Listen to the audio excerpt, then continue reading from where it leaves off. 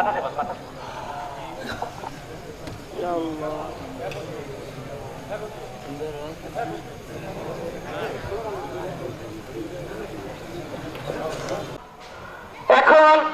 আপনাদের সম্মুখে মূল্যবান আলোচনা পেশ করবেন আল্লামা মুফতি ডক্টর সৈয়দ মোহাম্মদ এনায়েতুল্লাহ আব্বাসী ওয়া সিদ্দিকী পীর সাহেব জয়নপুরি হুজুরের সুযোগ্য খলিফা, সুবাংলাদেশে আলোড়ন সৃষ্টিকারী বক্তা, সুমধুর কণ্ঠস্বর, বাতিলের আতঙ্ক জনাব হযরত মাওলানা মুহাম্মদ এনামুল হক আজাদী সাহেব।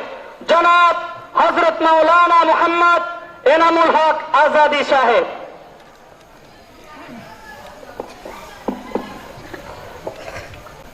نحمده ونستعينه ونستغفره ونعوذ بالله من شرور أنفسنا ومن سيئات أعمالنا. من يهده الله فلا مضل له ومن يضلله فلا هادي له. ونشهد أن لا إله إلا الله الحي القيوم الذي لا تأخذه سنة ولا نوم، الذي أكمل الله به قصر النبوة، أي ختم الله به النبوة وحكم أن لا نبي بعده. ونشهد أن سيدنا وسندنا وحبيبنا وطبيب قلوبنا ونور عيوننا نور عرش الله محمدا عبد الله ورسوله صلى الله تعالى عليه وعلى آله وصحبه وسلم، الذي أرسله بالحق بشيرا ونذيرا وداعيا إلى الله بإذنه وسراجا منيرا. فقد قال الله تعالى في كلامه المجيد والفرقان الحميد: أعوذ بالله من الشيطان الرجيم. بسم الله الرحمن الرحيم. وقضى ربك ألا تعبدوا إلا إياه وبالوالدين إحسانا.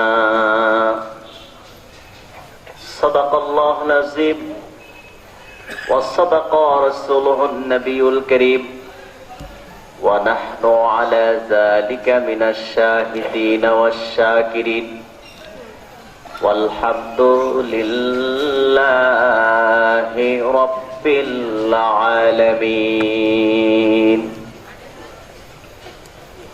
إن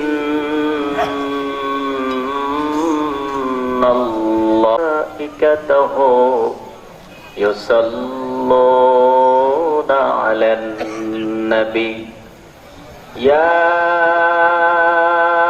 أيها الذين آمنوا صلوا عليه وسلموا تسليما. اللهم وعلى آل سيدنا جري اللهم صل على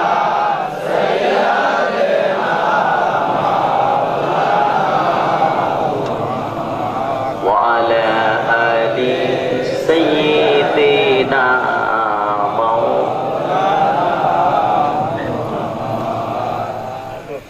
जियारत में मदीना की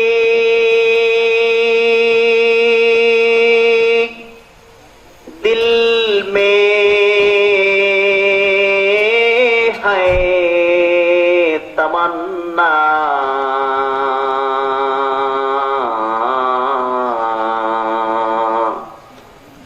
नहीं है मेरे सबर का समाना अल्लाहुम्मा सल्ली अला सय्यिदिना व अला आलि सय्यिदिना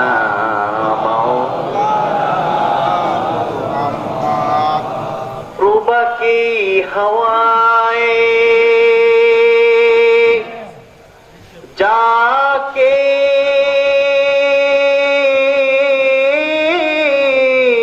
मदीना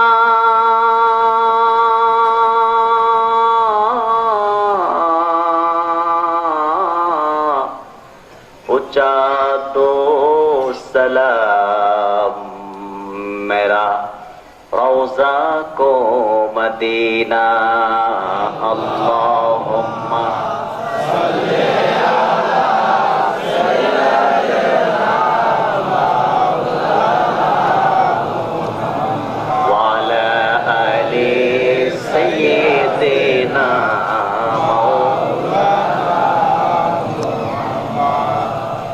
परिंदा की होते अगर उड़ते को जानते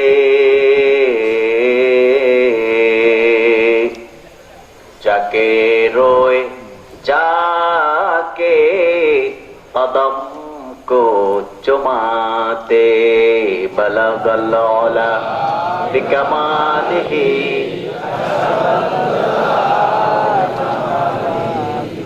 हसनते जमीओ खसालिही। প্রিয় সুধী, আসুন আমরা মহব্বতের সাথে জবান খুলে 2-1 মিনিট সময় জিকির করি। লা ইলাহা ইল্লাল্লাহ লা ইলাহা ইল্লাল্লাহ লা ইলাহা ইল্লাল্লাহ লা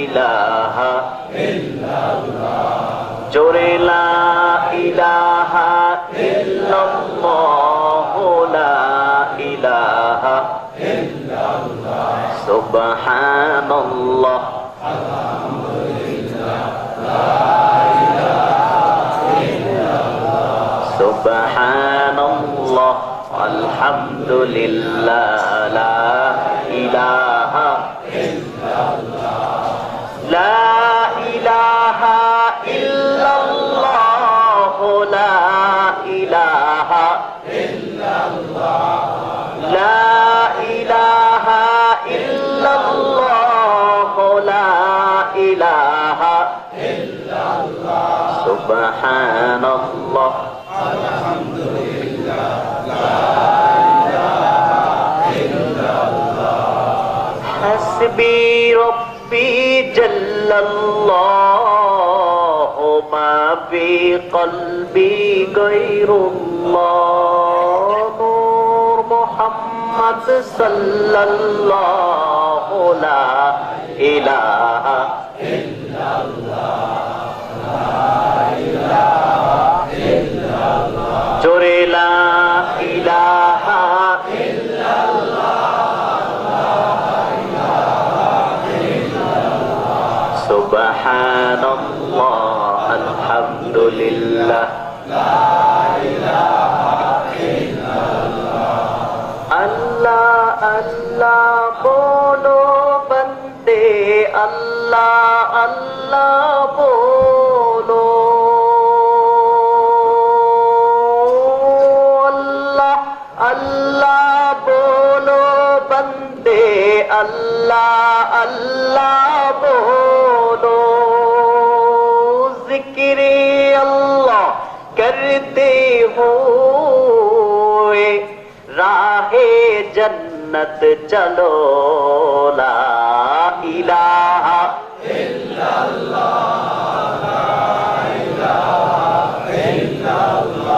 जोरे ला इलाहा इल्लल्लाह ला इलाहा सुबहानल्लाह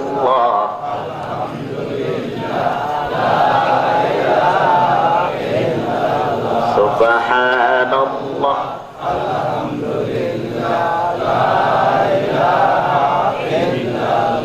ला इलाहा इल्लल्लाह मुहम्मदुर रसूलुल्लाह अलैहि वसल्लम। খানকায় কারামতিয়া কালীগঞ্জ বাজার বিদ্যালয় মাঠে আয়োজিত আজকের বার্ষিক ওয়াজ ও দোয়ার মাহফিলের সম্মানিত সভাপতি হাদিয়ে বাঙ্গাল ও আসাম আল্লামা শাহ সুফি কারামত আলী জনপুরি রহমতুল্লাহ আলাইহি সুযোগ্য উত্তরসূরি জনপুর খানদানের উজ্জ্বল নক্ষত্র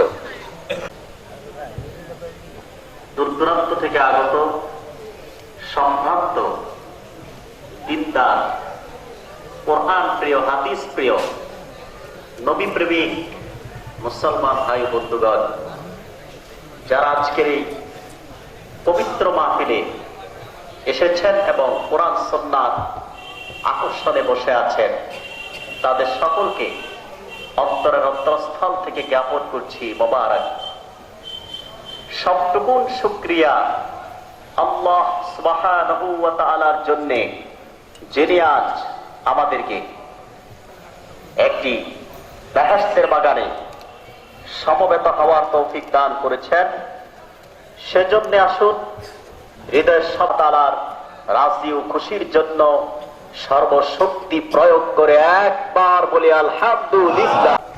আল্লাহ তাআলার সৃষ্টির প্রধান আকর্ষণ সকল নবী ও রাসূলগণের মাথার তাজ শামসুল হিদায়াত বদরুদ দুজা আখিরি নবী নবী কুলের সম্রাট নূর নবী আমার হযরত মুহাম্মদ মুস্তাফা সাল্লাল্লাহু আলাইহি ওয়াসাল্লাম মেরে দিয়েছেন, যার পরে আজ পর্যন্ত পৃথিবীতে অবশ্যই কোন প্রকার নবী কিংবা রাসূল আসে নাই, অবশ্যই এখনো নাই, অবশ্যই কিয়ামত পর্যন্ত আসবে না। প্রিয় সুধী, আপনারা এখানে এসেছেন যারা, এই আসার পিছনে দুনিয়ার কোন চাওয়া ব্যক্তির আকর্ষণে আপনারা এখানে আসেন নাই। কথা বলে এসেছে শুধুমাত্র আল্লাহ এবং তার হাবিব বিশ্ব নবী নূর নবী হযরত মুহাম্মদ সাল্লাল্লাহু আলাইহি সাল্লামের রাজি ও খুশির জন্যই এসেছেন, ঠিক কিনা বলেন? যদি কোন ব্যক্তির আকর্ষণে আপনারা আসতেন, প্রচন্ড গরম অপেক্ষা করে এখানে বসে থাকতে পারতেন না, ঠিক কিনা? তাহলে যারা এসেছি কোরআনের মহব্বতে, কিসের মহব্বতে? কোরআনের মহব্বতে। এখনো দেশে ইমানদার আছে কোরআনের মহব্বত হৃদয়ে লালন করছে, ঠিক কিনা? কোরআনের মহব্বত না থাকলে, রাসূলুল্লাহ হাদিসের মহব্বত না থাকলে প্রচন্ড গরমে গরমকে উপেক্ষা করে বসে থাকা যায় না, ঠিক কিনা? প্রিয় সুধী, অনেক মানুষ চিন্তা করতেছে, অনেক মানুষ রাস্তায় আছে, বাড়িতেও আছে, কিছু হতভাগা মানুষ আছে যারা মাহফিলে আসতে পারে না। এরকম পুরা কপাল কিছু মানুষ আসতে না নাই, যাদের কাছে ওয়াজ ভালো লাগে না, কোরআনের বক্তব্য কোরআনের তেলাওয়াত ভালো লাগে না, তাদের কাছে ভালো লাগে পহেলা বৈশাখের অনুষ্ঠান, 31st নাইট, ঠিক কিনা বলেন? গান, থিয়েটার, যাত্রা, এই সব নাটক ভালো লাগে, কিন্তু কোরআনের বক্তব্য কোরআন সুন্নাহর বক্তব্য ভালো লাগে না। এদের ইমানে দুর্বলতা আছে, ঠিক কিনা বলেন?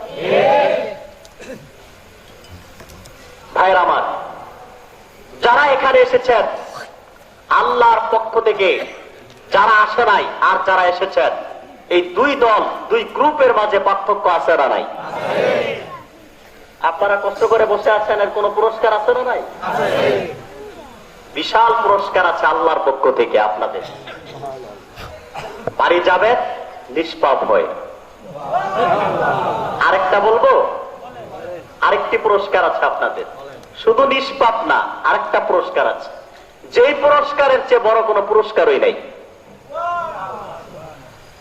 হাদিস সাক্ষী আল্লাহর হাবিবের সাহাবী হযরত আবু দারদা বর্ণনা করেছেন, নবীজি মুহাম্মদ সাল্লাল্লাহু আলাইহি ওয়াসাল্লাম ইরশাদ করেছেন, আল্লাহর কোন বান্দা যখন আল্লাহর কোরআন রাসূলুল্লাহর হাদিস শোনার জন্য নিজের ঘর থেকে বের হয়, এক কথায় যে ব্যক্তি দ্বীনের ইলম অর্জন করতে ঘর থেকে বের হয়ে কোন মাদ্রাসা কিংবা মাহফিলে যার আধা ওয়াক্ত নামাজও নাই, তারও যদি আপনি জিজ্ঞেস করেন তুমি কি জান্নাত চাও, সে বলবে তোমার আগে চাই, ঠিক কিনা বলে? জীবনে যে জুমার নামাজও পড়ে না, আবার এরকম হতভাগা পাপিষ্ট ঈদের নামাজও পড়ে না, তাকেও যদি আপনি প্রশ্ন করেন তুমি জাহান্নামে যেতে চাও, সে আপনাকে ধমক দিয়ে বলবে মুই জাহান্নামে যাব কেন, তুই যা, ঠিক কিনা বলে? বলবে কিনা বলে? জান্নাত আমরা সবাই চাই। কোরআন শুনতে এসেছেন, জান্নাতের রাস্তা সহজ হয়ে গেছে, সুবহানাল্লাহ বলবেন না? তাহলে আসুন আমরা বক্তব্যের শুরুতে আমরা শুনতে পারলাম, আল্লাহর কোরআন যারা শোনে তাদের জন্য আল্লাহর জান্নাতের রাস্তা সহজ হয়ে যায়। আসুন আমরা খাঁটি নিজ্ঞাত করে নেই, কিছুক্ষণ কোরআনের বক্তব্য শুনে একটু পরেই হযরতে সিদ্দিক আকবরের বংশধর জৌনপুর খানদানের নক্ষত্র শাহ কারামত আলী জৌনপুর রাহমাতুল্লাহ আলাইহির সুযোগ্য উত্তরসূরি আল্লামা শাহ সুফি আবু মুসা আশআরী পীর সাহেব হুজুরের মুনাজাতের মাধ্যমে নিষ্পাপ বেগুনাহ আল্লাহওয়ালা বেহেশতি হয়ে বাড়ি যেতে চাই। কারা কারা রাজি? দুই হাত তুলে আল্লাহকে দেখা।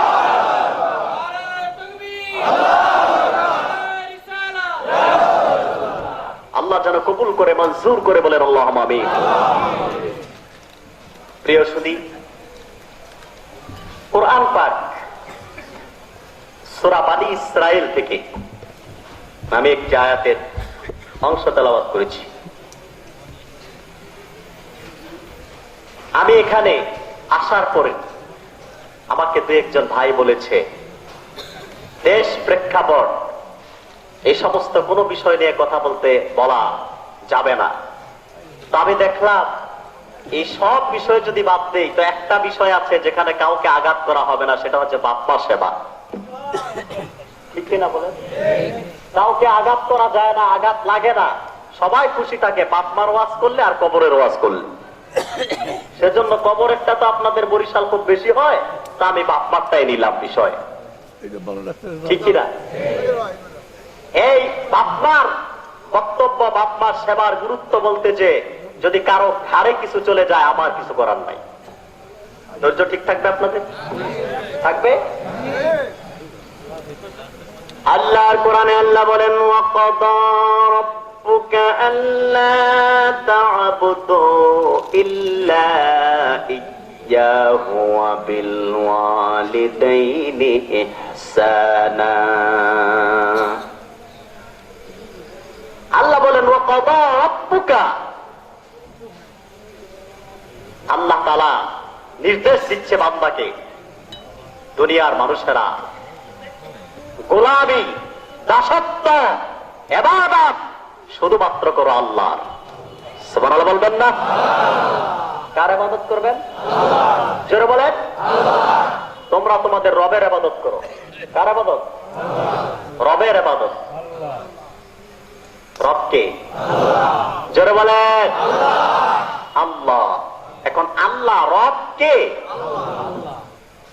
আল্লাহ তোমরা জানি আল্লাহই রব। রব হচ্ছে তিনি যিনি অস্তিত্বহীনকে অস্তিত্ব দান করে, চাওয়ার আগে বান্দার খোরাক জোগাড় করে, কল্পনার আগে বান্দাকে আল্লাহ তাআলা দান করে, তিনি হচ্ছে রব। সুবহানাল্লাহ বলবেন না? দুনিয়ার কারো কাছে যদি আমরা কিছু চাইতে হয়, পাইতে হলে, কিছু পাইতে হলে চাইতে হয়, চাওয়া ছাড়া কিছুই পাওয়া যায় না। চাওয়া ছাড়া যিনি দেন, চাওয়ার আগে যিনি ভরপুর করে দেন, তিনি হচ্ছে একমাত্র আমাদের রব আল্লাহ। ঠিক কিনা? তিনি নির্দেশ দিচ্ছেন তোমরা কার ইবাদত করো? আল্লাহ। আল্লাহর ইবাদত করো। وَقَضَى رَبُّكَ أَلَّا تَعْبُدُوا إِلَّا إِيَّاهُ وَبِالْوَالِدَيْنِ إِحْسَانًا। আর আমি আল্লাহর নির্দেশ তোমরা তোমাদের মা বাবার সাথে সৎ ব্যবহার করো। সুবহানাল্লাহ বলো। দুইটি বিষয়। কয়টা বিষয়? প্রথম বিষয় হচ্ছে আল্লাহর ইবাদত করতে হবে। গোলামি, দাসত্ব এই সব কিছুই হবে আল্লাহ। ঠিক কিনা? তারপর আল্লাহ তাআলা নিজের ইবাদতের পরে স্থান দিলেন বাপ মার সেবাকে, বাপ মার আনুগত্যকে, বাপ মার সাথে সৎ ব্যবহারকে। ঠিক কিনা বলে? কোরআন ভালো লাগে শুনতে? কথা বলে না। কোরআনের চেয়ে মধু মিঠা আর কিছু আছে? কোরআনের চেয়ে মিষ্টি মিঠা মধু আর কিছুই নাই। ঠিক কিনা বলে? আমাদের দেশে কিছু মানুষ কোরআন শুনতে চায় না, কোরআন ভালো লাগে না। ১৫০০ বছর আগে কাফেররা, মুশরিকরাও কোরআন শুনতে ভালো লাগতো, মজা পাইত। ঠিক কিনা?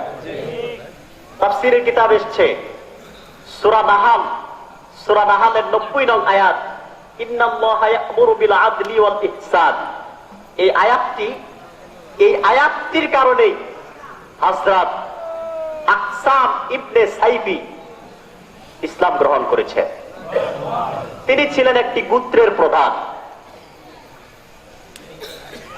তিনি যখন খবর শুনলেন মুহাম্মদ সাল্লাল্লাহু আলাইহি সাল্লাম আগমন করেছে, মুহাম্মদ সাল্লাল্লাহু আলাইহি সাল্লামের নবুয়তের কথা যখন বিভিন্ন দিকে প্রকাশ পেল, তখন তিনি তার গোত্রের মানুষের কাছে দরখাস্ত করলো, আমি মুহাম্মদ সাল্লাল্লাহু আলাইহি সাল্লামের কাছে যেতে চাই। তার গোত্রের সম্প্রদায়গণ তাকে অনুমতি দিলেন না।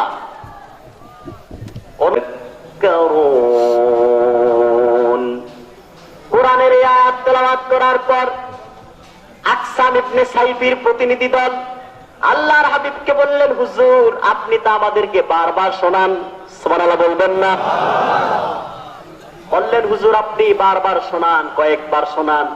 বিশ্বনবী নবীজি মুহাম্মদ সাল্লাল্লাহু আলাইহি সাল্লাম কয়েকবার শোনালেন, তারা মুখস্থ করে ফেললেন। আকসাম ইবনে সাইফির কাছে গেলেন, তিনি জিজ্ঞেস করলেন মুহাম্মদ সাল্লাল্লাহু আলাইহি সাল্লাম কি বলেছে। দুইজন ব্যক্তি প্রতিনিধি জবাব দিল, কোরআনের আয়াত ইন্নাল্লাহা ইয়া'মুরু বিল আদলি ওয়াল ইহসান, এই আয়াতখানা শোনালেন।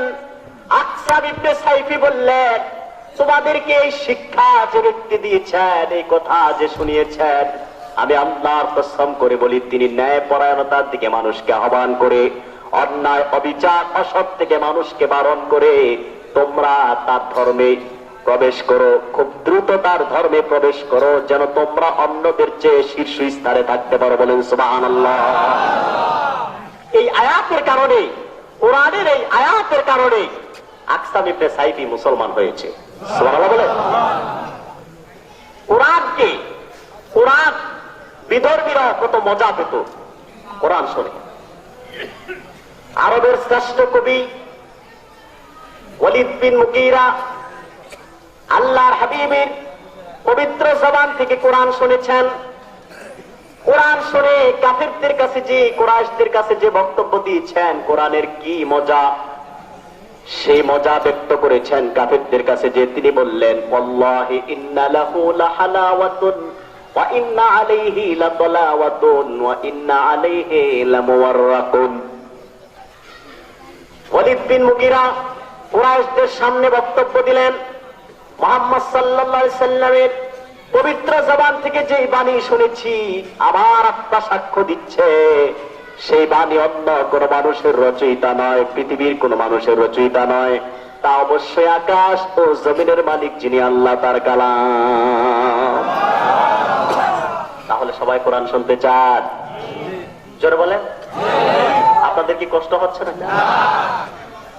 ভাইরা আমার, আল্লাহ রাব্বুল আলামিন দুইটি বিষয় বয়ান করেছেন। কয়টি? এক হচ্ছে ইবাদত হবে কার? আল্লাহর। আল্লাহ তাআলা আল্লাহর ইবাদতের পরে বলেছেন, তোমরা তোমাদের মা বাবার সাথে সৎ ব্যবহার করো, ভালো আচরণ করো, তাদের খেদমত করো, তাদের সেবা করো। সুবহানাল্লাহ বলেন। বাপ মা, আল্লাহ হচ্ছে আমাদের সৃষ্টিকর্তা, ঠিক কিনা বলেন? আর বাপ মা ছোটবেলায় আমাদেরকে লালন করেছেন, বড় করেছে। বাপ মার ঋণ কোনদিন শোধ করা সন্তানের দ্বারা সম্ভব? জোরে বলেন। কোনদিনও সম্ভব না। আমার ভাইয়েরা, বাপ মার সেবার গুরুত্ব দিতে যে আল্লাহ তাআলা কোরআন পাকের অন্যত্র ইরশাদ করেছেন, আল্লাহ বলেন ওয়া'বুদুল্লাহা ওয়া লা তুশরিকু বিহি শাইআন ওয়া বিল ওয়ালিদাইনি ইহসানা। দুনিয়ার মানুষেরা, আমি আল্লাহর ইবাদত করো, আল্লাহর সাথে কাউকে অংশীদার করো না, কোনো কিছুকে শরীক করো না, আর বাপ মার সাথে সৎ ব্যবহার করো, বাপ মার সেবা করো। জোরে কোন সুবহানাল্লাহ। আল্লাহর ইবাদত চলবে কার? জোরে বলেন। ইবাদত হবে শুধু কার? যেটি আল্লাহ তাআলা কোরআনের অন্তত্রে শিক্ষা দিয়েছেন। ভাইরা আমার, বান্দা আল্লাহ রাব্বুল আলামিনের জন্য সবকিছু করবে। একটা ইমানদারের দায়িত্ব হচ্ছে তার মাথা থেকে পা পর্যন্ত সবকিছু, জান মাল জীবন, নামাজ রোজা হজ যাকাত কুরবানি, এই সবকিছু হবে শুধুমাত্র আল্লাহর জন্য, ঠিক কিনা বলেন? যেমন আল্লাহ তাআলা কোরআন পাকে বলেন, কুল ইন্না সলাতি ওয়া নুসুকি ওয়া মাহইয়ায়া ওয়া মামাতি লিল্লাহি রাব্বিল আলামিন। হাবিব, দুনিয়ার মানুষকে বলে দেন, দুনিয়ার মানুষেরা, আমার নামাজ, আমার কুরবানি, আমার জীবন, আমার মরণ, এই সব কিছুই শুধুমাত্র রব্বুল আলামিনের জন্য, আল্লাহর জন্য। জোরে কোন সুবহানাল্লাহ। আমাদের নামাজ, আমাদের কুরবানি, আমাদের হজ, আমাদের যাকাত, আমাদের জীবন, আমাদের মরণ, এই সব কিছু কার জন্য বলেন? শুধুমাত্র কার জন্য? আল্লাহর জন্য। কিন্তু আজ দুনিয়ায় আমরা আল্লাহর জন্য কি দিচ্ছি? কিছুই দিচ্ছি না। নেতার জন্য জীবন দিচ্ছি, নেত্রীর জন্য জীবন দিচ্ছি, নিজের রাজনৈতিক ফায়দা হাসিলের জন্য, দুনিয়ার ধান্দাবাজি ঠিক রাখার জন্য জীবন দিচ্ছি এবং নিচ্ছি। কিন্তু আল্লাহর জন্য আমরা কি করতে পারতেছি? কথা বলে পারতেছি কিছু করতে? আল্লাহর জন্য জীবন দিচ্ছি? দিচ্ছি না। সব করতেছি নিজের জন্য, দুনিয়ার জন্য। যে দুনিয়া একদিন আমাকে ছেড়ে দিতে হবে, সেই দুনিয়ার জন্য আমরা সবকিছুই করছি, আল্লাহর জন্য কিছুই করছি না, ঠিক কিনা বলেন? ভাইরা আমার, সেজন্য ইবাদত শুধু হবে আল্লাহর, ইবাদত চলবে আল্লাহর। আল্লাহর ইবাদতে কাউকে অংশীদার বানানো যাবে না। কারণ আল্লাহর ইবাদত করতে যে যদি কাউকে শরীক করা হয়, অংশীদার বানানো হয়, সেটা হচ্ছে শিরিক। সেটা কি? শিরক। আর শিরকের চেয়ে বড় কোনো গুনাহ নাই, আছে? শিরক হচ্ছে সবচেয়ে বড় জুলুম, ঠিক কিনা বলেন? যে কথা আল্লাহ তাআলা হযরত লুকমান আলাইহিস সালামের নসিহত কোরআনে তুলে ধরেছেন। তিনি তার সন্তানকে কি সুন্দর নসিহত করেছে, কোরআনে এসেছে। হযরত লুকমান তার সন্তানকে নসিহত করেছিলেন, وَإِذْ قَالَ لُقْمَانُ لِابْنِهِ يَا بُنَيَّ ইয়া লা তুশরিক বিল্লাহ ইন্নাশ শিরকা লাযুলমুন আযীম। হযরত লুকমান তার সন্তানকে নসিহত করেছেন, কলিজার টুকরা সন্তান আমার, ইবাদত করবা শুধুমাত্র আল্লাহর, আল্লাহর কোনো শরীক নাই, আল্লাহর সাথে কাউকে অংশীদার করো না, আল্লাহর সাথে কাউকে শরীক করবা না। জেনে রাখবা শিরিক হচ্ছে সবচেয়ে বড় গুনাহ, সবচেয়ে বড় জুলুম। ঠিক কিনা বলেন? যারা আল্লাহর ইবাদত করতে যে গায়রুল্লাহকে অংশীদার বানায়, বিশেষ করে আমার দেশে মাজার পূজা হয়, কবর পূজা হয়, পীর পূজা হয়, এই সব হচ্ছে শিরকি কাজ। ঠিক কিনা বলে? এখন মাজার পূজা বলতে কি বুঝবেন? আমাদের দেশে মাজার পূজা বললেই একদল মানুষ দুর্গন্ধ খুঁজে আমাদের বক্তব্য থেকে, যে আমরা মাজারের বিরোধিতা করি। না, মাজারের জিয়ারতের বিরোধিতা আমরা করি না, কবর জিয়ারতের বিরোধিতা আমরা করি না, কিন্তু মাজারে যারা সাজদা করে মুশরিক হচ্ছে, এদেশের মানুষের ঈমান ও আকীদাকে বিনষ্ট করছে, তাদের বিরুদ্ধে আমরা বলি। ঠিক কিনা বলেন? মাজার পূজা হচ্ছে শিরক। মাজার পূজা কি? জোরে বলেন। পীরের পায়ে সাজদা কি? হক্কারি কোন পীরের দরবারে পীরের পায়ে সাজদা হয়? এই যে সিলসিলা জনপুরের মাশায়েখগণ আপনাদের বরিশাল অনেকে আসেন, সাজদা নেয়? কথা বলতে আরে ভাই, এটা কোন অভ্যাস আপনাদের? সত্য কথা বলতে তো জোরে বলতে হয়, আপনারা আস্তে আস্তে বলতেছেন। এর কারণ কি? এটাকে সমর্থন করেন? মাজার সাজদা সমর্থন করেন? কবর সাজদাকে সমর্থন করেন? মাজারে সাজদা, কবরে সাজদা, পীরের পায়ে সাজদা সমর্থন করলে ঈমান নষ্ট হয়ে যাবে। ঠিক কিনা বলে? প্রিয় সুধী, আমরা ইবাদত করতে যে আজ ঈমানকে নষ্ট করে দিচ্ছি, আকীদা নষ্ট হয়ে যাচ্ছে। ইবাদত হবে কার? শুধুমাত্র কার? আল্লাহর কোন শরীক নাই, আল্লাহর কোন শরীক নাই। আল্লাহ রাব্বুল আলামিন হচ্ছেন তিনি অস্তিত্বহীনকে যিনি অস্তিত্ব দান করে। ঠিক কিনা বলেন? তিনি হচ্ছে আমাদের আল্লাহ। ভাইয়েরা আমার, এই ইবাদতের নামে যারা বাজারে সাজদা, কবরে সাজদা, ভণ্ডামি করে যাচ্ছে, মুশরিকি কাজ, শিরকি কাজ করে যাচ্ছে, তাদের ব্যাপারে হযরত ইয়াহইয়া আলাইহিস সালামের একটি বক্তব্য আমি আপনাদেরকে শোনায় দিচ্ছি।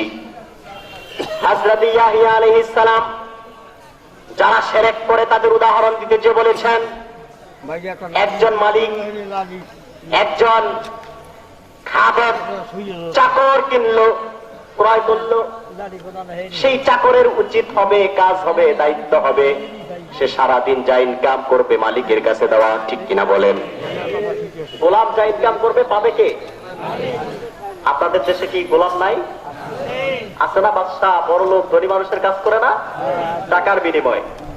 এখন গোলামকে গরিব করার পর গোলাম সারাদিন যা ইনকাম করবে সব পাবে কে? এটা হচ্ছে দায়িত্ব।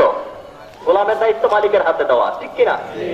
যদি মালিককে না দিয়ে গোলাম অন্য মানুষকে বিলীন করে দেয়, এতে কি মালিক রাজি থাকবে না অসন্তুষ্ট হবে? যারা বলে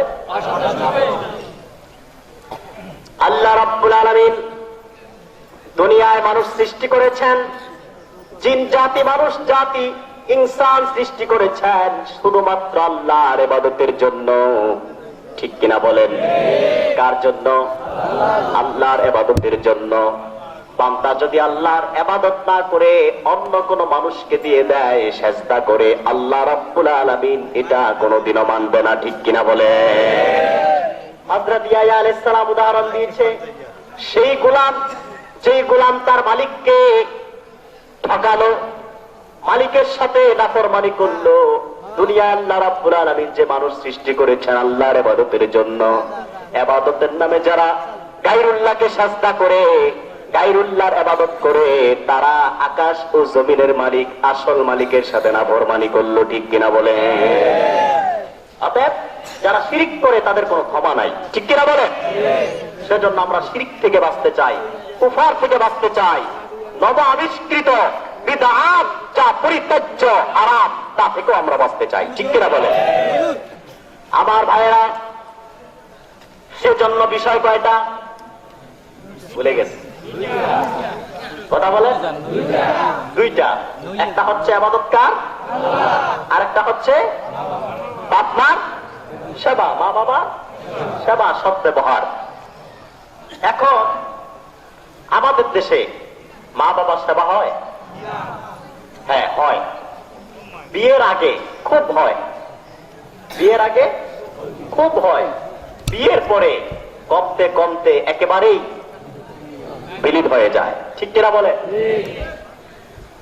আমার দেশে, আমার সমাজে এমন কিছু যুবক সন্তান আছে, বিয়ের পূর্বে মা বাবাকে সবচেয়ে বড় পীর মানে আপনজন মনে করে বিয়ে যখন করে নেয়, মা বাবা ধীরে ধীরে হতে একেবারেই বড় হয়ে যায়, ঠিক কিনা বলেন?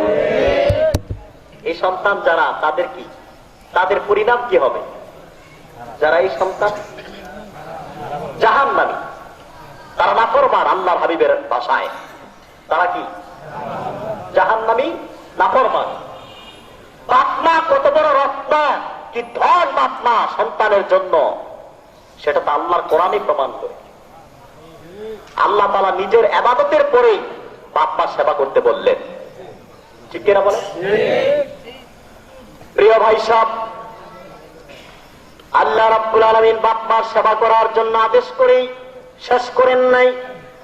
তারপরে আল্লাহ বলেছেন, ইম্মা ইয়াবলুগান্না ইনদাকাল কিবারা আহাদুহুমা আও কিলাহুমা ফালা তাকুল লাহুমা উফফিন ওয়ালা তানহারহুমা ওয়া কুল লাহুমা কাওলান কারীমা। আল্লাহ রাব্বুল আলামিন বলেন, দুনিয়ার মানুষেরা, তোমরা তোমাদের মা বাবার সেবা করবা, তাদের সাথে সৎ ব্যবহার করবা। তাদের দুইজনের কোন একজন কিংবা দুইজন বয়সের কারণে হোক, বার্ধক্যের কারণে হোক, অসুস্থতার কারণে হোক, শারীরিক দুর্বলতার কারণে হোক, যেভাবেই হোক তারা যদি অচল হয়ে যায়, বিছানায় পড়ে যায়, অসুস্থ হয়ে যায়, তাদের সেবা করতে কোন রকম ত্রুটি করবা না। তাদের সেবা করতে যে এমন কোন বক্তব্য দিবা না, এমন কোন বিরক্তবোধ মনে করবা না, এমন কোন আচরণ করবা না যেন মা বাবা জবান থেকে উফ শব্দটি কষ্ট পেয়ে বের করে দেয়। মা বাবাকে এমন কষ্ট দেওয়া যাবে না, মা বাবা উফ বলবে। আচ্ছা, এই উফ শব্দটা আবার কখন বলে? ছোট্ট ব্যথা পেলে, বড় কোনো ব্যথায় বলে? ছোট্ট ব্যথা পেলে বলে উফ। এটা বলতেও আল্লাহ তাআলা নিষেধ করলেন, ঠিক কিনা? ওয়ালা তানহারহুমার মধ্যে যত রকম শারীরিক যন্ত্রণা, বেদনা, ব্যথা, কষ্ট, এই সব কিছু আছে, তারপরেও আল্লাহ তাআলা উফ শব্দটি কেন প্রয়োগ করলেন? দুনিয়ার শ্রেষ্ঠ মুফাসসির ইমাম ফখরুদ্দিন আল রাজি রাহমাতুল্লাহি আলাইহি জবাব দিয়েছেন, আল্লাহ রাব্বুল আলামিন উফ শব্দ প্রয়োগ করে দুনিয়ার মানুষকে এই কথাই প্রমাণ করেছেন, নিষেধ করেছেন, মা বাবার কথার কোনো বিরোধিতা করা যাবে না। আকার ইঙ্গিতে, চোখের ইশারায় মা বাবাকে কষ্ট দেওয়া যাবে না। কোন রকম ভাষা তাদের বাপ মাকে কোন রকম ভাবে বেদনা দেওয়া যাবে না, ঠিক কিনা বলেন? বাপ মাকে কোন রকম কষ্ট দেওয়া সন্তানের জন্য উচিত নয়। বাপ মা যা আদেশ করে তা মানতে বাধ্য, বাপ মা যা নিষেধ করে তা ছাড়তে বাধ্য সন্তান, ঠিক কিনা বলেন? ভাইরা আমার, মা বাবা কেমন নিয়ামত, সন্তানের জন্য কত বড় নিয়ামত, এটা আমরা অনেকেই জানি না। হাদিসের কিতাব এসেছে, আল্লাহর হাবিব ইরশাদ করেছেন, وعن ابن عباس رضي الله تعالى عنهما قال قال رسول الله صلى الله عليه وسلم ما من ولد بار ينظر والديه نظر رحمة إلا كتب الله له بكل نظرة حجة مبرورا। হযরত ইবনে আব্বাস রাদিয়াল্লাহু তাআলা আনহুমা বর্ণনা করেছেন, আল্লাহর হাবিব ইরশাদ করেছেন, সাহাবায়ে কেরাম, কোন নেককার সন্তান যদি তার মা বাবার চেহারার দিকে একটিবার দয়ার মায়ার দৃষ্টিতে নজর দিয়ে তাকায়, আল্লাহ রাব্বুল আলামিন তার জন্য একটি কবুল হজ্জের সওয়াব আমলনামায় লিপিবদ্ধ করে দেন। আমার দিক থেকে এই তুফানকে ভয় পান আপনারা? কথা বলেন, ভয় পান? কিন্তু মানুষ এদিক সেদিক তাকাচ্ছে, আল্লাহ যা করে ভালোর জন্য করবে, ঠিক কিনা বলেন? আর আমার মায়ের চেহারার দিকে একবার তাকাইলে কি সওয়াব, কবুল হজ্জের সওয়াব, ঠিক কিনা বলেন? লক্ষ লক্ষ টাকা দিয়ে হজ করতে হয়, সেই হজ কবুল হয় কিনা তাতে যথেষ্ট সন্দেহ আছে। কেননা টাকায় তো খুব ভেজাল আছে, কারোটা সুদের টাকা, কারোটা ঘুষের টাকা, কারোটা দুর্নীতি দুঃশাসনের টাকা, ঠিক কিনা বলেন? সেজন্য হজ কবুল হয় কিনা সন্দেহ আছে। কিন্তু আল্লাহর হাবিব ইরশাদ করেছেন, কোন নেককার সন্তান যদি তার মা বাবার চেহারার দিকে একবার দৈনিক দয়া দৃষ্টি দিয়ে তাকায়, আল্লাহ রাব্বুল আলামিন কবুল হজ্জের সওয়াব দান করবে, তাতে বিন্দু পরিমাণ কোনো সন্দেহের অবকাশ নাই। সাহাবায়ে কেরাম আল্লাহর হাবিবকে প্রশ্ন করলেন, আল্লাহর হাবিবের খেদমতে আরজ করল, ওয়া ইন্না যরা কুল্লা ইয়াউমিন মিআতা মাররা, ইয়া রাসূলুল্লাহ ইয়া হাবিবাল্লাহ সাল্লাল্লাহু আলাইহি সাল্লাম, হুজুর যদি কোন সন্তান তার মা বাবার চেহারার দিকে দৈনিক 100 বার তাকায়, আল্লাহ রাব্বুল আলামিন কি 100 কবুল হজ্জের সওয়াব সন্তানকে দিবেন নাকি? নূর নবী জবাব দিলেন, ক্বালা নাআম, আল্লাহু আকবার, অবশ্যই আল্লাহ তাআলা দিবেন। সুবহানাল্লাহ বলবেন না? যদি কোন সন্তান তার মা বাবার চেহারার দিকে দৈনিক 100 বার তাকান, আল্লাহ রাব্বুল আলামিন 100 কবুল হজ্জের সওয়াব দিবেন, তাতে কোনো সন্দেহ নাই। কারণ আল্লাহ রাব্বুল আলামিন অনেক বড়, ওনার সওয়াবের ভান্ডারে কোনো কুলান ঘটবে না। সুবহানাল্লাহ। ভাইরা আমার, বাপ মার সেবা কি জিনিস? বাপ মার সেবা কি জিনিস? 3 ব্যক্তির দোয়া আল্লাহর কাছে তৎক্ষণাৎ কবুল হয়। কয় ব্যক্তি? হাদিসের কিতাব এসেছে, وعن ابي هريره رضي الله تعالى عنه قال قال رسول الله صلى الله عليه وسلم دعوات مستجابات لا شك فيه। হযরত আবু হুরায়রা রাদিয়াল্লাহু তাআলা আনহু বর্ণনা করেছেন, 3 ব্যক্তির দোয়া আল্লাহর কাছে অধিক কবুল হয়, খুব দ্রুত কবুল হয়, সাথে সাথে কবুল হয়। আল্লাহর হাবিব বলেছেন, দাওয়াতুল মাজলুম, যে ব্যক্তি নির্যাতিত নিপীড়িত, জালিমের হাতে জালিমের কারাগারে বন্দী হয়ে নির্যাতিত হচ্ছে, সেই মাজলুমের দোয়া আল্লাহ পাক কবুল করে নেন। সুবহানাল্লাহ বলবেন না? ওয়া দাওয়াতুল মুসাফির, মুসাফির ব্যক্তির দোয়া আল্লাহ কবুল করেন। যারা বলেন সুবহানাল্লাহ।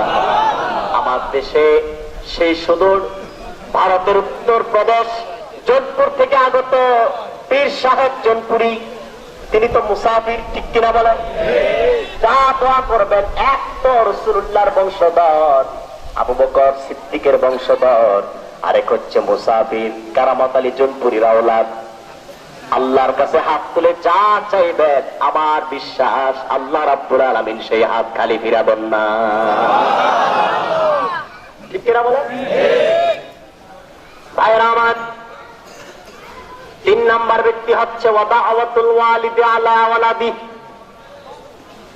যদি কোন সন্তানের জন্য তার মা বাবা সৎ দোয়া করেন, নেক দোয়া করেন, আল্লাহ রাব্বুল আলামিন সাথে সাথে কবুল করে নেন।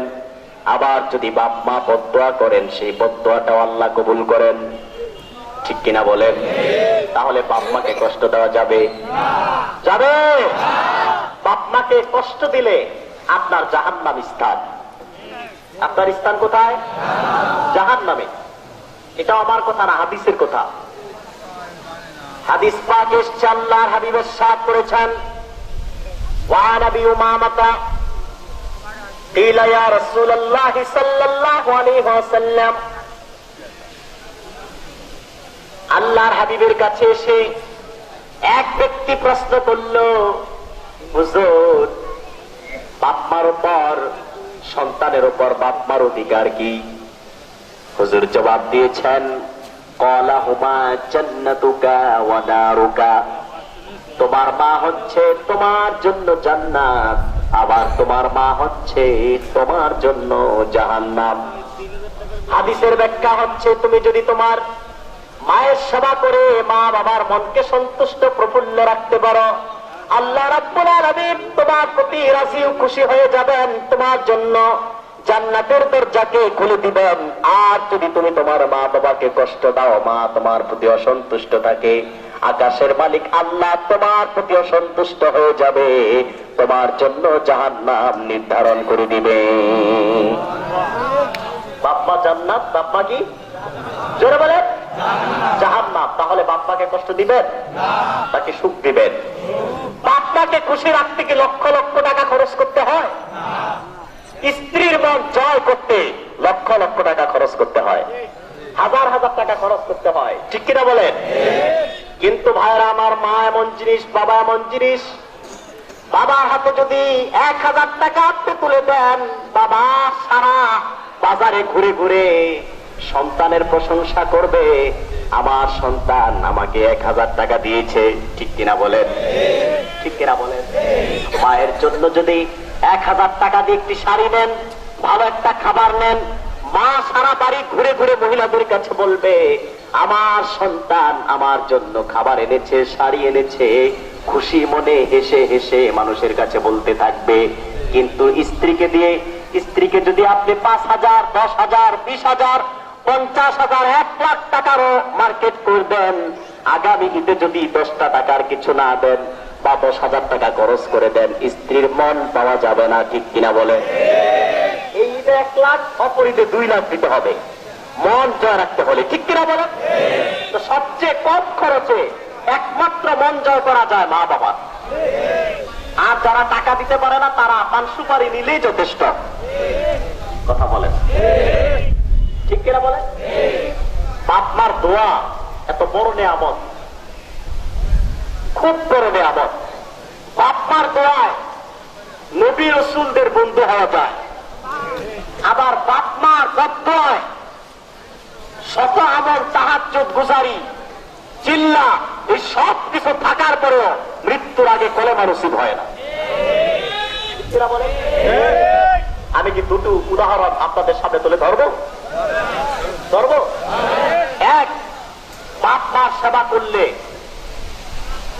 নবী রাসূলদের বন্ধু হওয়া যায়। তো নবী রাসূলদের বন্ধু হতে পারলে কোনো ভয় আছে? আছে। আল্লাহ আমাদেরকে রক্ষা করবে, বাতাসকে আপনারা ভয় পাবেন না ইনশাআল্লাহ। ভাইরা আমার, বন্ধুরা আমার, হাদিসের কিতাব এসছে, ওয়ান আব্দুল্লাহ ইবনে মাসউদ রাদিয়াল্লাহু তাআলা আনহু قال سألت النبي صلى الله عليه وسلم أي العمل أحب إلى الله। আল্লাহর হাবিব ইরশাদ করেছেন, সাহাবী এসে আল্লাহর হাবিবের কাছে প্রশ্ন করলো, হুজুর, কোন আমল আল্লাহর কাছে অধিক প্রিয়? সুবহানাল্লাহ বলবেন না? কোন আমল, কোন কাজ আল্লাহর কাছে খুব প্রিয়? সাহাবীদের প্রশ্নের জবাব দিতে যে আল্লাহর হাবিব ইরশাদ, শুনে রাখো সাহাবায়ে কেরাম, আসসালাতু আলা ওয়াক্তিহা, সময় মতো নামাজ পড়া আল্লাহর কাছে উত্তম আমল, ভালো আমল। সুবহানাল্লাহ বলবেন না? ওয়া বিররুল ওয়ালিদাইন, মা বাবার সেবা করা আল্লাহর কাছে উত্তম আমল, অধিক প্রিয় আমল। আল জিহাদু ফি সাবিলিল্লাহ, আল্লাহর রাস্তায় জিহাদ করা হচ্ছে আল্লাহর কাছে প্রিয় আমল। সুবহানাল্লাহ বলেন। এখন আমরা বাকি দুইটা, একটা হচ্ছে সময় মতো নামাজ, দ্বিতীয়টা হচ্ছে বাপ মার সেবা, এই দুইটাই আমরা বেশ আর কম করে থাকি। কিন্তু 3 নাম্বার যেটা আল্লাহর কাছে প্রিয় আমল, আল জিহাদু ফি সাবিলিল্লাহ, আল্লাহর রাস্তায় জিহাদ করা, এটা তো আমরা কোনোভাবেই করতে পারতেছি না, ঠিক কিনা বলেন? ঠিক কিনা বলেন? জিহাদ কি করতে পারতেছি আমরা? জিহাদ হয় 3 জিনিস দিয়ে। কয় জিনিস? হাদিসের কিতাব এসছে, জাহিদুল মুশরিকিনা বিআমওয়ালিকুম ওয়া আনফুসিকুম ওয়া আলসিনাতিকুম, আল্লাহর হাবিব সাপ করেছেন, আল্লাহর রাস্তায় তোমরা জিহাদ করো তিনটা জিনিস দিয়ে, জান, মাল, জবান। জান, মাল, জবান। আমরা কি একটা জিহাদও করতে পারতেছি? যারা বলেন পারতেছেন? এই যে আমার ভাই মাওলানা কাউসার হোসেন সাহেব আমার পূর্বে বক্তব্য দিতে গেলেন, সঠিক কথা ইতিহাসকে তুলে ধরলেন, সেই তুলে ধরতে গিয়েও বাধা সম্মুখীন হলেন। কথা বলেন ঠিক কিনা বলেন? তো সত্য কথা বলতে কি কোনো নিষেধ আছে? ইতিহাসকে অনুসরণ করতে, ইতিহাসকে প্রকাশ করতে কোনো বাধা দেওয়া যায়? যা সত্যতা বলতেই হবে, ঠিক কিনা বলেন? প্রিয় সুধী, জিহাদ হচ্ছে তিনটা জিনিস দিয়ে। কয়টা জিনিস? তিনটা জিনিস। প্রথম হচ্ছে জান দিয়ে, জীবন দিয়ে জিহাদ, শারীরিক ভাবে যুদ্ধের ময়দানে জিহাদ, যেটা করেছেন রাসূলুল্লাহ সাহাবায়ে কেরাম, ঠিক কিনা বলেন? আল্লাহ রাব্বুল আলামিন কাফের, মুশরিক, নাস্তিক, বেঈমান, মুরতাদ যারা ইসলামকে কটূক্তি করে, ইসলামের বিরুদ্ধে কথা বলে, আল্লাহকে গালি দেয়, তার রাসূলকে গালি দেয়, আলেম ওলামাদেরকে গালি দেয়, তাদের বিরুদ্ধে আল্লাহর কোরআনে আল্লাহ জিহাদ ঘোষণা করেছেন। উম্মতে মুহাম্মাদীকে ঐক্যবদ্ধভাবে সকল দলের মুসলমান এক হয়ে জিহাদ করতে নির্দেশ দিয়েছে। আমি কি আয়াতটি শোনাবো? শোনাবো আয়াতটি? আল্লাহ বলেন, ওয়াকাতিলুল মুশরিকিনা কাফাতান কামা ইউকাতিলুনাকুম কাফাতান ওয়া'লামু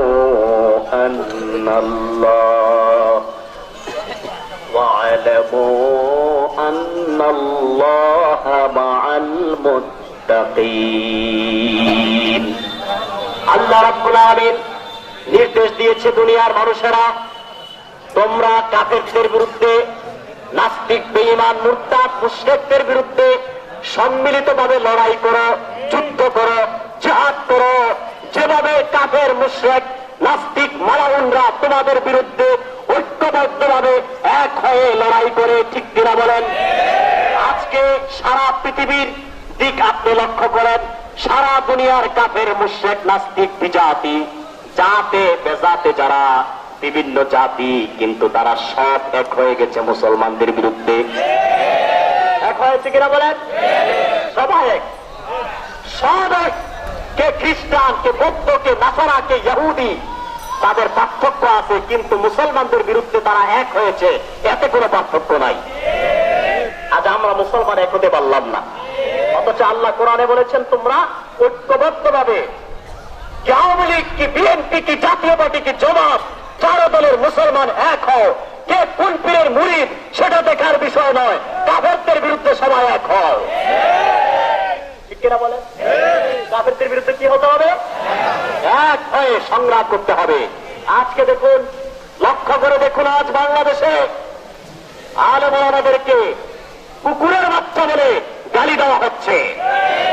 শুধু আমরা মুসলমান চুপ থাকার কারণে কুখ্যাত জাসদ, বেঈমান, মুরতাদ মুসলমানদেরকে, জাতির শ্রেষ্ঠ সন্তান আলেমদেরকে কুকুরের বাচ্চা বলে গালি দিয়েছে।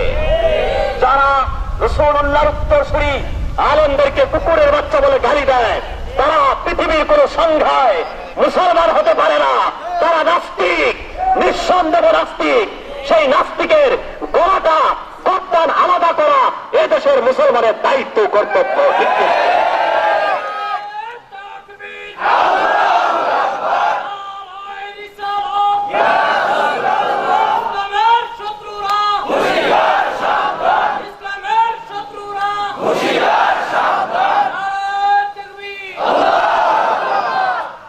বরিশালবাসী কাফের, মুশরিক, বেঈমানদের বিরুদ্ধে সকল পীরের মুরিদ এক হতে হবে। সকল দলের মুসলমান দলীয় পরিচয় রাজপথে থাকবে, এলাকায় কোনো দলীয় পরিচয় নাই। এলাকায় আমরা সবাই মুসলমান ভাই ভাই, এই পরিচয়ে কাফেরদের বিরুদ্ধে সবাই ঐক্যবদ্ধ হতে হবে। ঠিক কিনা বলেন? নাকি দলাদলি করবে? দুনিয়ার সব কাফের এক হয়ে গেছে আমাদেরকে গিলে খাবার জন্য।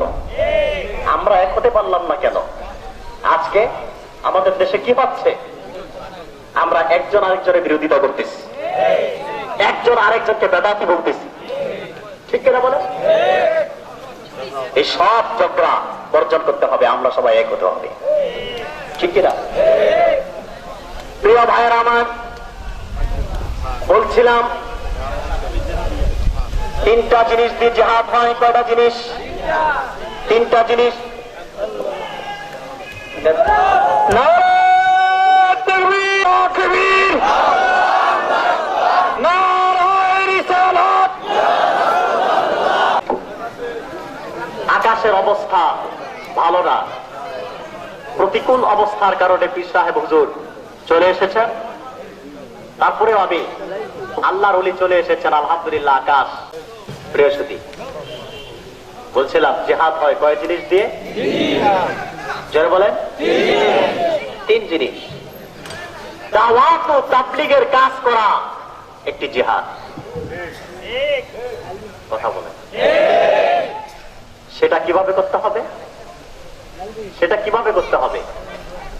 রাসূলুল্লাহ সাল্লাল্লাহু আলাইহি সাল্লামের ১,৫০০ বছর আগ থেকে সাহাবায়ে কেরামের আদর্শ সহ যেই তরিকা এসেছে, সেই তরিকার মাধ্যমে, সেই নিয়ম পদ্ধতির মাধ্যমে দাওয়াত ও তাবলীগের কাজ হচ্ছে জিহাদ, যেটা যুগে যুগে শাহজালাল ইয়ামানি করেছেন, শাহজালাল করেছেন, শামাদ্দুম করেছেন, শাহ কারামত আলী জৌনপুরী রহমতুল্লাহ আলাইহি করেছেন, ঠিক কিনা বলেন? শাহ কারামত আলী জৌনপুরী রহমতুল্লাহ আলাইহি বাংলাদেশে কিরকম প্রতিকূল অবস্থায় প্রবেশ করেছে তাকে জানেন আপনারা? কথা বলেন। শাহ কারামত আলী জৌনপুরী রহমতুল্লাহ আলাইহি বাংলাদেশে তখন প্রবেশ করেছে, এদেশে মানুষ ছিল কিন্তু তার পরিচয় মুসলমান ছিল না,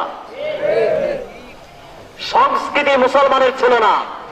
যদিও তার মুসলমানের পরিচয় ছিল, কিন্তু সংস্কৃতির মাধ্যমে, শিক্ষারীতির মাধ্যমে, চাল চলন, সমাজ ব্যবস্থার মাধ্যমে তার পরিচয় ছিল হিন্দুদের, ঠিক কিনা বলে? এদেশের মানুষ মাথায় কি বলে হয়, এটা টিকলি, এটা ব্যবহার করত। এটা মুসলমানের সংস্কৃতি? উচ্চ আওয়াজে বলেন। ধুতি আর লেংটি পরিধান করতো, এটা কার সংস্কৃতি? মাথায় টুপি পরতো না এবং নামের আগে স্ত্রী লিখতো, এটা কার সংস্কৃতি? তা আমরা কিভাবে, যদিও আমরা মুসলমান ছিলাম, চালচলন আর সমাজ ব্যবস্থা, সংস্কৃতির মাধ্যমে আমাদের পরিচয় ছিল হিন্দু, ঠিক কিনা বলেন? তাবলীগ কি জিনিস, জিহাদ কি জিনিস? তাবলীগ, যে দাওয়াত ও তাবলীগের মাধ্যমে মানুষ ইমানের সুঘ্রাণ, ইমানের আলো খুঁজে পায়, সেটা হচ্ছে একটি জিহাদ, ঠিক কিনা বলেন? ভাইয়েরা আমার, ইসলাম ও মুসলমানের দুর্দিন ছিল, নামের আগে মোহাম্মদ লেখা থাকতো না, স্ত্রী লেখা থাকতো। কুখ্যাত বেঈমান মুশরিকদের সংস্কৃতি এদেশের মানুষ যখন আঁকড়ে ধরেছিল, ঠিক তখন জাতির শ্রেষ্ঠ সন্তান হাদিয়ে বাঙ্গাল ও আসাম সিদ্দিক আকবর রাদিয়াল্লাহু তাআলা আনহুর বংশধর, জৌনপুর খানদানের অভিভাবক শাহ মোহাম্মদ কারামত আলী জৌনপুরী রহমতুল্লাহি আলাইহি ৭ সমুদ্রের উত্তাল ঢেউকে পাড়ি দিয়ে ইসলামের ঝান্ডা হাতে নিয়ে বাংলাদেশে প্রবেশ করেছে। দাওয়াত ও তাবলীগের কাজ মানুষের ঘরে ঘরে, শহর নগর বন্দরে, গ্রামে গঞ্জে ঘুরে ঘুরে এতটাই পরিশ্রম দ্বীন হক ইসলামের জন্য করেছেন, দাওয়াত ও তাবলীগের মেহনত এতটাই করেছেন, যার ফল ফসল হচ্ছে হযরত শাহ কারামত আলী জৌনপুরীর মনোমুগ্ধকর ভাষায় সন্তুষ্ট হয়ে, মনোমুগ্ধকর হয়ে এদেশের মানুষ প্রায় ২.৫ কোটি ওনার পবিত্র হাতে হাত রেখে কালেমার সবক গ্রহণ করে মুসলমান হয়েছে। সেই অবদান আজ আমরা মুসলমান, ঠিক কিনা বলে? আজকে বড়ই আফসোসের, পরিতাপের বিষয় হচ্ছে, এদেশে কিছু মৌলবী সিলসিলায় জৌনপুরী মাশায়েখদের বিরোধিতা করে। ঠিক কিনা বলে? সিলসিলা জৌনপুরের মাশায়েখদের বিরোধিতা করে। মনে রেখো, যারা সিলসিলা জৌনপুরের মাশায়েখদের বিরোধিতা করো, তারা শুধু আল্লামা আবু মুসা আশআরী সাহেবের বিরোধিতা করো না, আল্লামা ডক্টর আব্বাসী সাহেবের বিরোধিতা করো না, বরং শাহ কারামত আলী জৌনপুরের বিরোধিতা করে যাচ্ছ। শাহ কারামত আলী জৌনপুরের বিরোধিতার মধ্যেই শেষ নয়, সিদ্দিক আকবরের বিরোধিতা করা হয়, রাসূলুল্লাহর বিরোধিতা করা হয়। ঠিক কিনা বলে? এদেশের মানুষকে যারা দিন শিখালো, বছর বছর শত শত বছর নিজের জীবন গ্রামগঞ্জে শহরে নগরে বন্দরে মানুষের দুয়ারে দুয়ারে ঘুরে জীবনকে বিলীন করতো, সেই শাহ আওলাদ করে বিরোধিতা করা মানুষ করতে পারে না, ভালো মানুষের দ্বারা শোভা পায় না। ঠিক কিনা বলে? সিলসিলায়ে জৌনপুরের মাশায়েখগণের বা সিলসিলায়ে জৌনপুরের বিরুদ্ধে মুসলমান হয়েছে, সেই অবদান আজ আমরা মুসলমান। ঠিক কিনা বলে? আজকে বড় আফসোসের পরিতাপের বিষয় হচ্ছে, এদেশে কিছু মৌলবী সিলসিলায়ে জৌনপুরি মাশায়েখদের বিরোধিতা করে। ঠিক কিনা বলে? সিলসিলায়ে জৌনপুরের মাশায়েখদের বিরোধিতা করে। মনে রেখো, যারা সিলসিলায়ে জৌনপুরের মাশায়েখদের বিরোধিতা করো, তারা শুধু আল্লামা আবু মুসা আশআরী সাহেবের বিরোধিতা করো না, আল্লামা ডক্টর আব্বাসী সাহেবের বিরোধিতা করো না, বরং শাহ কারামত আলী জৌনপুরের বিরোধিতা করে যাচ্ছ। শাহ কারামত আলী জৌনপুরের বিরোধিতার মধ্যেই শেষ নয়, সিদ্দিক আকবরের বিরোধিতা করা হয়, রাসূলুল্লাহর বিরোধিতা করা হয়। ঠিক কিনা বলে? এদেশের মানুষকে যারা দিন শিখালো, বছর বছর শত শত বছর নিজের জীবন গ্রামগঞ্জে শহরে নগরে বন্দরে মানুষের দুয়ারে দুয়ারে ঘুরে জীবনকে বিলীন করতো, সেই শাহ আওলাদ করে বিরোধিতা করা মানুষ করতে পারে না, ভালো মানুষের দ্বারা শোভা পায় না। ঠিক কিনা বলে? সিলসিলায়ে জৌনপুরের মাশায়েখগণের বা সিলসিলায়ে জৌনপুরের বিরোধিতা করা হলে এটা হবে নিমক হারামি। কি হবে? জোরে বলেন। কারণ আমার বাপ দাদা পরদাদা 14 গোষ্ঠী যার হাতে মুসলমান হলো, তাদের বিরোধিতা এটা তো কোনো ভালো লক্ষণ নয়। ঠিক কিনা বলেন? গাছের আগা পেয়ে গাছের গোড়া ভুলে গেলে গোড়া কেটে দিলে আগা খুঁজে পাওয়া যাবে না। ঠিক কিনা বলেন? বাতাসে যেমন সবকিছু উড়ে যায়, ধুলা উড়ে যায়, গাছের গোড়া যদি কেটে দেওয়া হয় সে আগা উড়ে যাবে। জৌনপুরি সিলসিলা হচ্ছে সকল দরবারদের গোড়া। ঠিক কিনা বলেন? নাকি এটা আমার কথা? ঠিক ঠিক বলেন কেন? বুঝেন আগে, এটা কি শুধু আমার কথা? আমি কি আমার ব্যক্তিগত কথা বলছি? না, ইতিহাসকে অনুসরণ করছি, ইতিহাসকে অনুসরণ করাই দিচ্ছি। ইতিহাস সাক্ষী, সিলসিলায়ে জৌনপুর হচ্ছে এদেশের সকল দরবারের গোড়া। তার মানে এদেশের যত হক্কানি দরবার আছে সব এক গাছ। কয় গাছ? এক গাছ। সেই গাছের গোড়া কি? যারা বলেন, সেই গাছের গোড়া কি? সিলসিলায়ে জৌনপুরি। ঠিক কিনা বলে? গাছের শিকড় কেটে দেওয়া হলে, গোড়া কেটে দেওয়া হলে কোন অস্তিত্ব দরবারের খুঁজে পাওয়া যাবে না। সেজন্যই বলবো, সিলসিলায়ে জৌনপুরের বিরোধিতা করবেন না, মাশায়েখদের বিরোধিতা করবেন না। আর আপনাদেরকে বলবো, বর্তমান এই প্রেক্ষাপটে একজন সাধারণ মানুষ, যে কোনো মানুষ একজন হক্কানি পীরের হাতে বাইয়াত হওয়া দরকার। সেই হিসেবে আপনি গোড়া ধরবেন না আগা ধরবেন? কথা বলেন, কথা কি বুঝতেছে? তো মাতুন না কেন? বুঝতেছে? কি ধরবেন? গোড়া। তাহলে সিলসিলায়ে জৌনপুরের একজন মাশায়েখ সিদ্দিক আকবর রাদিয়াল্লাহু তাআলা আনহুর বংশধর শাহ কারামত আলী জৌনপুরি রাহমাতুল্লাহ আলাইহি নেক তাওয়াজ্জুহ পাবেন ওনাদের হাতে হাত রাখলে।